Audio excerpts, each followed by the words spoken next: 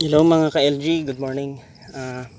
Share ko lang po itong top pruning yung ginagawa natin.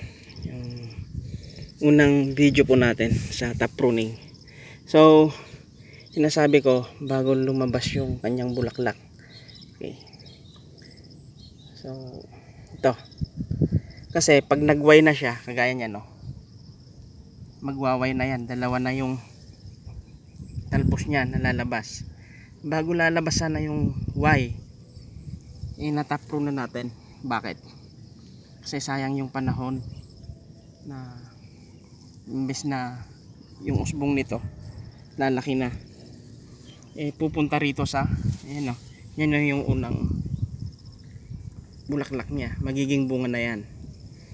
So pag natap-prune natin, lalaki na yung kanyang mga shoots, mga sanga niya sana. Okay, kaya yun yung sinasabi ko bago, kagaya nito sana, kainaman po nito, matap-prune na natin to kasi palabas na yung kanyang bulaklak. Okay, so ngayon gagawin natin, tap-prune na natin to. Yan, 2, 4, 6, 8, 8 na dahon. Okay, mag-multiply yan. Yan o.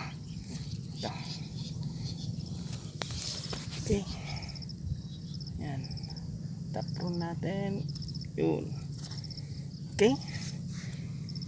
Tignan natin to mga ka-LG sa susunod na mga ilang weeks kung gaano na siya kakapal yung kanyang mga sanga, mga side shoots.